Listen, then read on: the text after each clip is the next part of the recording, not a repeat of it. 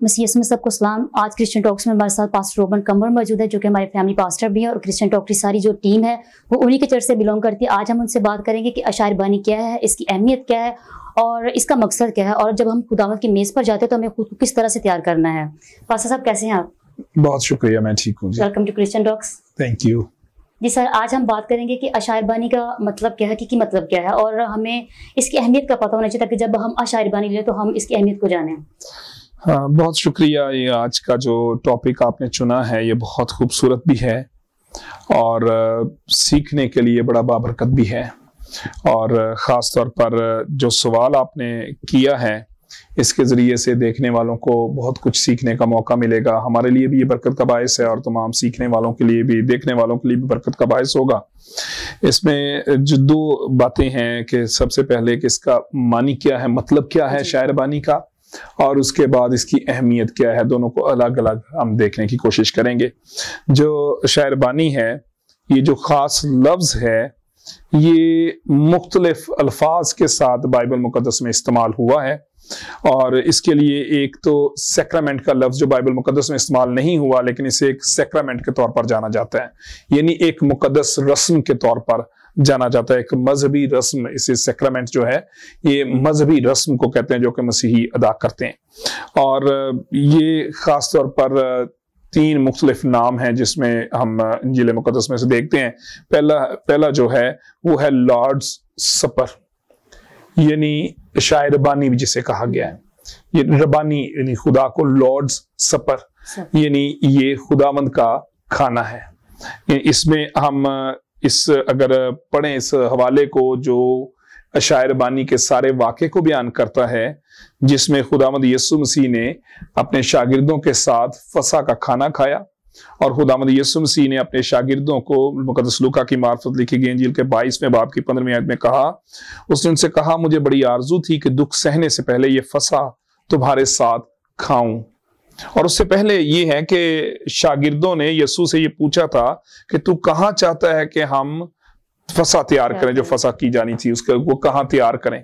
तो यहाँ पर शायर बानी इसलिए यहाँ पर इसको कहा जाता है कि ये यीशु की मेजबानी में ये सब कुछ किया गया। अगरचे शागिर्दों ने इसको तैयार किया, लेकिन यीशु के लिए, जो यीशु वहां पर अपने शागिर्दों के दरमियान एक मेजबान की हैसियत से शामिल हुए, क्योंकि यहाँ पे इस वाक्य में ये बयान किया कि यीशु ने रोटी को तोड़ा और शागिर्दों को दिया, प्याले को लेकर शुक्र किया और किसको लेकर आपस में बांट लो, यानी यीशु उनको सर्व कर रहे हैं। तो इसका मतलब यह है कि यीशु मेजबान है, ये यीशु का खाना है, शायर बानी है, लॉर्ड्स सपर है। फिर उसके बाद इसको यूखरिस्त भी कहते हैं। यूखरिस्त जो है ये एक लफ्ज है, यूखरिस्तास, यानी ये शुक्रगुजारी का जो है इशारा देता है।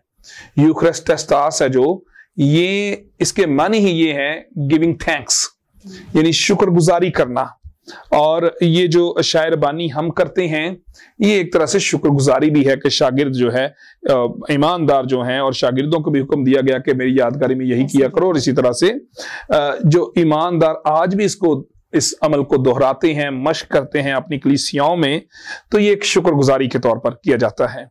इसके अलावा इसे कम्युनियन भी कहा जाता है, होली कम्युनियन भी, यानी ये पाक रफाकत है या पाक शराकत है, यानी जिसमें ईमानदार इकट्ठे मिलकर शामिल होते हैं।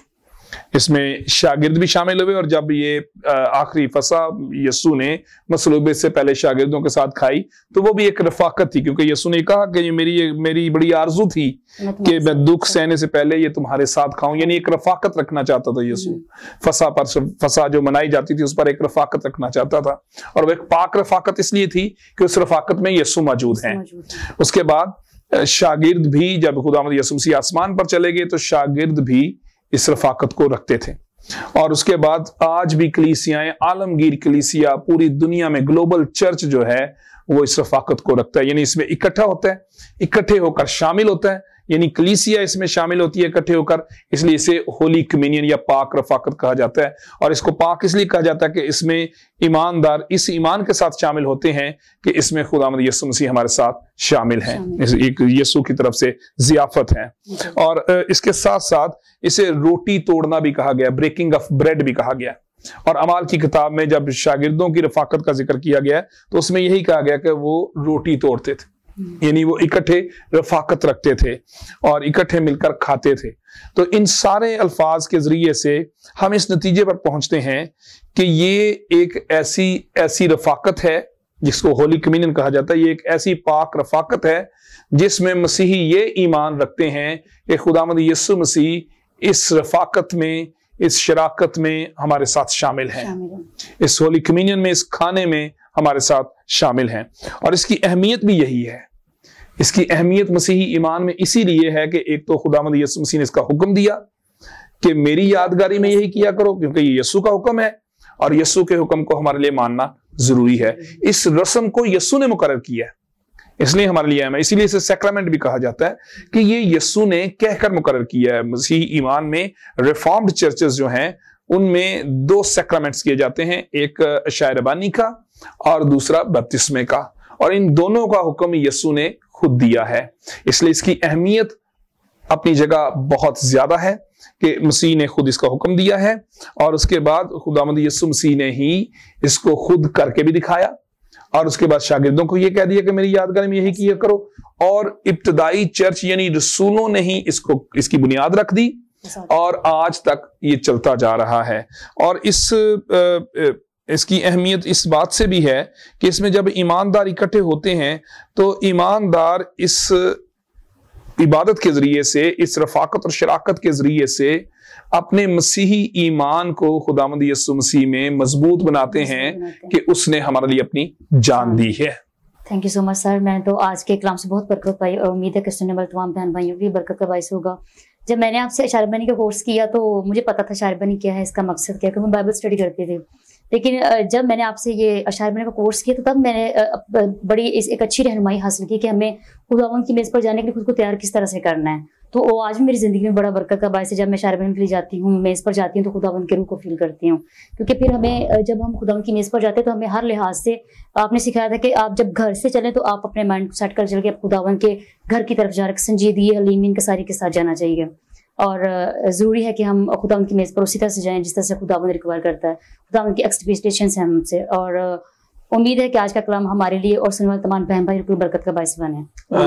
हाँ जी, बिल्कुल। आपने अभी इस बात का जिक्र भी किया कि आप रूहानी तौर पर ताजगी महसूस करती हैं, एक फ्रेशमेंट रूहानी। बिल्कुल। और ये हकीकतन ये एक बड़ी बरकत है शायरबानी में शामिल होने की, कि जब शायरबानी में ईमानदार शामिल हो तो वो अपने आप को रूहानी तौर पर ताज़ा महसूस करे। दुनिया की भीड़ से हम बिल्कुल अलग हो जाते हैं और खुदा उनकी प्रेजेंस को फील करते हैं। जी बिल्कुल।